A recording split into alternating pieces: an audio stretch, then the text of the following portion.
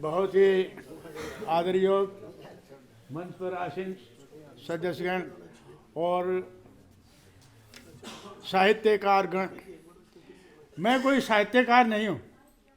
सबसे पहली बात तो यह है कि जो कुछ मुझे भ्राताश्री ने दिया उसको थोड़ा सा आगे बढ़ाया। शुरू में लिखता था सांग और रागनी, फिर फौज में भर्ती हो गया, लेखनी छूट गई और हाथ में बंदूक आ गई। उसके बाद रिटायर हुआ तो जा बैठा कोर्ट में और राग रागनी सब भूल गया और याद रह गया सिर्फ आज किसका केस, आज किसका केस है। लेकिन बीच बीच में भिवानी में आता रहता हूँ। आनंद प्रकाश जी मेरे भतीजे हैं, ये मेरे को प्रोत्साहित करते रहते हैं कि अंकल आप पहले लिखते थे, अभी आपने लेखन बंद कर दिया। मैं बोला भाई बंद नहीं किया, बंद हो गया। समय की गति कुछ ऐसी होती है, आप सोचते कुछ है और हो कुछ जाता है, बंद हो जाता है। फिर भी इन्होंने प्रोत्साहित किया तो मैंने 2 पुस्तकें पहले लिखी हैं और ये मेरी तीसरी पुस्तक है। इन्होंने कहा कि वो हमेशा जो है ना प्रोफेसर रूपदेव गुण जी कहते रहते हैं कि कुछ लिखो कुछ लिखो, आप क्यों नहीं लिखते हो। मैं बोला चलो आप कहते हो तो मैं कोशिश करता हूँ। मेरे दिमाग में आया, मेरे 2 पुत्र और 2 पुत्री हैं।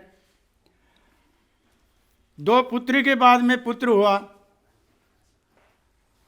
सबको जो है ना अपने संतान से लगाव होता है, लेकिन उससे मेरे को कुछ खास ही लगाव था।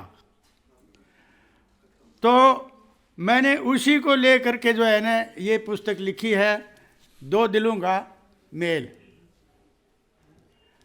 और उसके बचपन से लेकर के उसकी शादी हुई।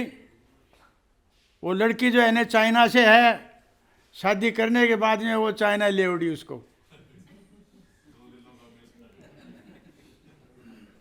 तो उसी को लेकर के मैंने लिखा है और एक छोटी सी कविता उसी संदर्भ में पेश कर रहा हूँ।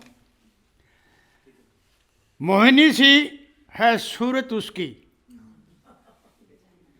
मोहिनी सी है सूरत उसकी, धूली दूसरित गात। बच्चा जब गिर जाता है ना तो फिर झाड़ता है, फिर देखता है इधर उधर, किसी ने देखा तो नहीं, अगर देख लिया तो फिर रोएगा, नहीं देखा तो झाड़ करके फिर चल पड़ेगा। मोहिनी सी है सूरत उसकी, धूली धूसरित गात, रुन झुन चलता है। ऐसे चलेगा, रुन झुन चलता है पंजनिया के साथ। आजकल तो वो शौक छोड़ दिया, लेकिन पहले जो है ना बच्चे के तागड़ी और पंजनिया बांधते थे, तो जब वो चलता था रुन झुन उसकी आवाज़ आती थी। पुकार रही मैया उसको, वो भाग लेता है, लेकिन उसके पीछे पीछे जो है ना मैया उसकी भागती है। आ बेटे मेरे पास, दूध क्यों नहीं देती, नहीं आता। दूध क्यों नहीं देती, मैं ना आऊं तेरे पास। मुस्कुरा कर थाम लिया, मुस्कुरा कर थाम लिया, जब लाई मैया दूध का कटोरा। दूध का कटोरा जब मिल जाता है तो मुस्कुरा करके थाम लेता है। थोड़ा सा आपका समय कीमती लिया, धन्यवाद। और हौसला अफजाई के लिए आपको धन्यवाद। चलिए, शुक्रिया।